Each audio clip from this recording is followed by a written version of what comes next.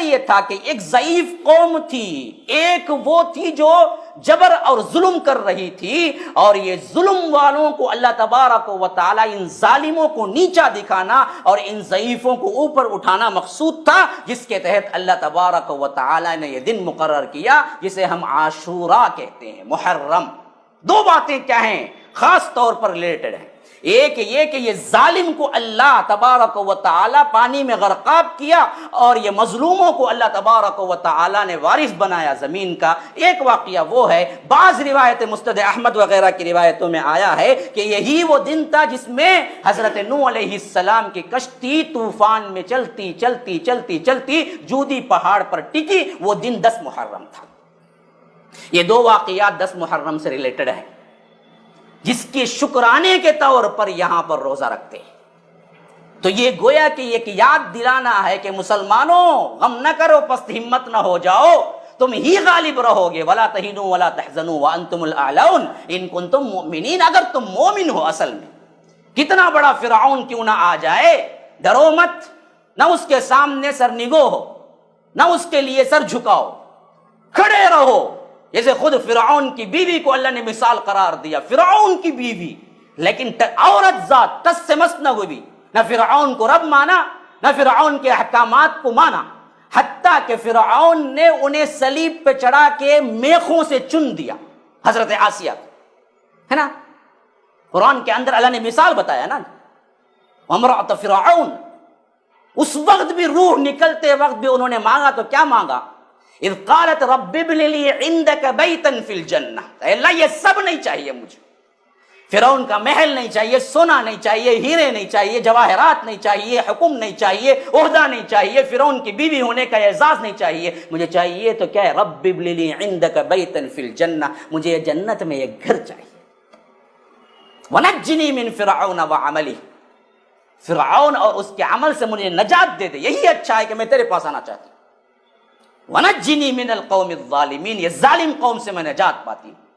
تو وہ دراصل زندہ میخوں سے گاڑ دیا انہیں، زندہ سہ گئی، وہ قیامت تک کے لیے اللہ نے نمونہ رکھ دیا۔ اسی طرح لونڈی ایک تھی، دوسری روایتوں میں آیا ہے، فرعون کی بیوی کی خدمت گزار یا فرعون کے ڈائریکٹ خدمت گزاروں میں ایک بچی، ایک عورت، جس سے معلوم ہوا کہ وہ بھی حضرت موسیٰ پر ایمان لائی ہیں، تو اس نے بلا کے کہا کہ مجھے کیا جانتی ہو، مجھے کیا مانتی ہو؟ کہا کہ تم تو کیا رب نہیں ہو۔ کہا کہ کس کو رب مانتی؟ اس اللہ کو جو سب کو پیدا کیا۔ کہا کہ تیل گرم کرو، ہانڈی چڑھائی، تیل گرم کر دیا، تیل گرم کر دیا، کھولتا ہوا تیل تھا۔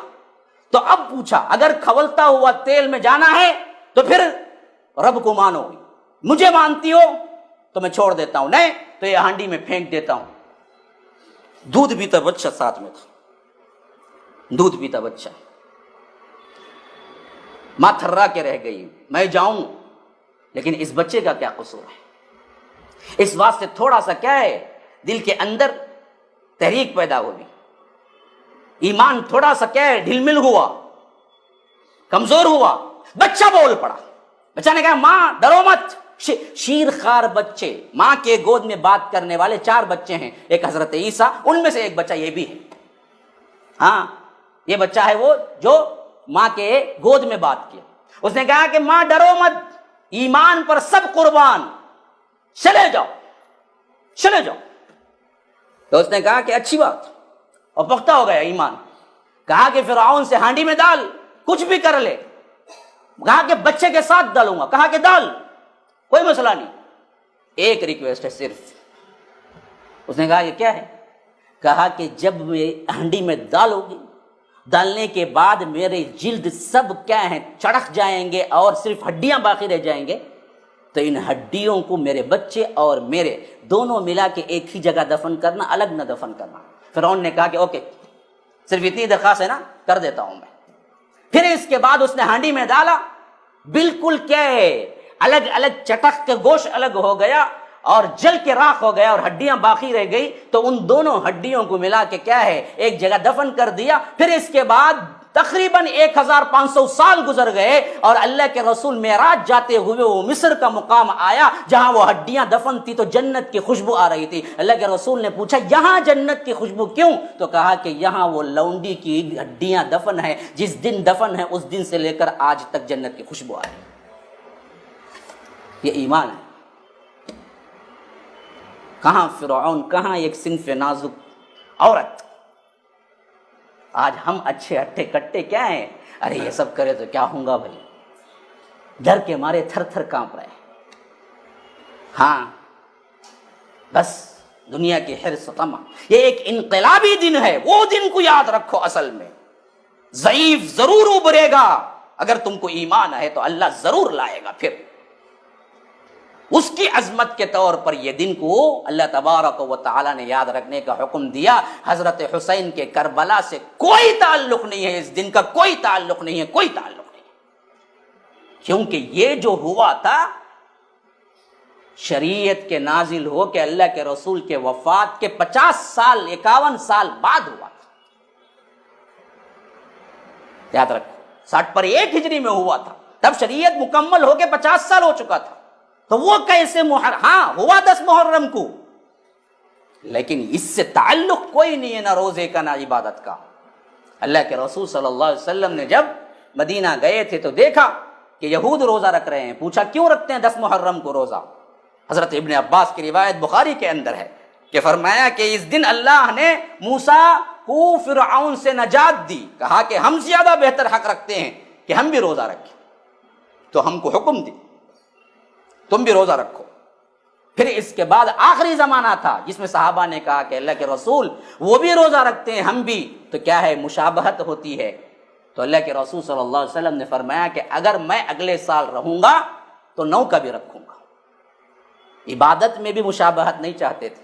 آج ہم لباس میں، کھانے میں، پینے میں، چلنے میں، اٹھنے میں، بیٹھنے میں، سب میں ان کا اسٹائل اپناتے ہیں اور خوش ہوتے ہیں، جبکہ اللہ کے رسول عبادت میں بھی نہیں چاہا۔ تو اسی واسطے علماء کے 3 قول ہیں میرے بھائیوں روزہ رکھنے کے سلسلے میں۔ ایک وہ ہے جس میں سب سے صحیح تر قول ہے کہ انسان 9 اور 10 کا روزہ رکھے۔ 10 مقصود ہے اور مخالفت للیہود، اس واسطے کہ یہود کی مخالفت ہو 9 رکھنا ہے۔ کسی کا 9 بھول کے چھوٹ گیا نہیں رکھ سکا تو علماء کہتے ہیں خالی 10 کا رکھ لے سکتا ہے، کوئی مسئلہ نہیں۔ ایک قول خالی 10 کا بھی ہے، اور کوئی نہیں رکھا اور 10 کے بعد رکھنا چاہتا ہے تو وہ 10-11 رکھنا ہے۔ وسعت ہے، اس مسئلے میں جھگڑنے کی ضرورت نہیں ہے، 10-11 نہیں ہے، 10-11 علماء کے قول کے مطابق صحیح ہے، لیکن سب سے صحیح ترین قول 9 اور 10۔ اس کا اجر کیا پوچھا گیا تو اللہ کے رسول صلی اللہ علیہ وسلم نے فرمایا کہ مجھے امید ہے کہ اللہ 1 سال کے پچھلے سال کے گناہ معاف کر دے گا۔ اسی واسطے یہ بات بہت محدثین کے نزدیک مشہور ہے کہ وہ ایک روزہ جو عرفے کا ہے اس کو اللہ نے فرمایا اپنے حبیب کے ذریعے، اللہ کے رسول نے کہا کہ مجھے امید ہے 2 سال کے گناہ اللہ معاف کر دے گا، پچھلے اور اگلے۔ کون سا؟ عرفے کا۔ لیکن عاشورہ کا جو روزہ ہے اس میں فرمایا کہ اللہ پچھلے 1 سال کے گناہ معاف کر دے گا، اور اس میں محدثین اور دوسرے علماء مفسرین کہتے ہیں کہ یہاں 1 سال کے گناہ معاف ہونے سے مراد چھوٹے گناہ ہیں، بڑے نہیں۔ بڑے گناہ کے لیے توبہ لازمی ہے، جو بھی معاف کر دے گا، جہاں پر بھی ایسے آیا ہے وہ تمام چھوٹے گناہ ہیں، بڑے گناہوں کے لیے توبہ کرنا ہے۔ ہاں تو اب کوئی یہ بھی پوچھ سکتا ہے کہ جب عرفے کا رکھ لیا پہلے ہی، پچھلے کے اور اگلے کے گناہ اس کے معاف ہو گئے، تو پھر یہ کیا کرے گا؟ عاشورہ کا رکھ کے ہیں ہی گناہ نہیں تو کیسے معاف ہوں گا؟ یاد رکھیے یہ فلسفے نہیں بھکارنا، جہاں تک ہو سکے عبادات میں آگے جانا، کیونکہ تمہارا لمحہ لمحہ اصل گناہوں میں ہے۔ گناہ نہیں کبھی ہوا ہی نہیں، ہوتا ہی ہے، اور اس کے علاوہ اللہ تبارک و تعالی اگر اس میں وہاں گناہ نہیں تو پھر اجر بھی تو ہے، ثواب کے ضمن میں آئے گا۔ تو جہاں تک ہو سکے جن کو اللہ نے وسعت دیے 2 روزے رکھو، 9 اور 10 کا، چھوٹ گیا بھول گئے 10-11 کا رکھ لو، اور اس کا اجر 1 سال کے گناہ معاف ہونے کا ہے۔ لیکن روزہ ایک رسم، ایک یاد دلانا ہے۔ اصل واقعہ یہ ہے کہ اللہ تبارک و تعالی کمزوروں کے ساتھ ہے، ظالموں کے ساتھ نہیں۔ خواہ تمہیں دکھتا ایسے ہو کہ ظالم بہت طاقتور ہے، لیکن پھر بھی اللہ کا ساتھ اس کے ساتھ نہیں، اللہ مظلوموں کے ساتھ ہے۔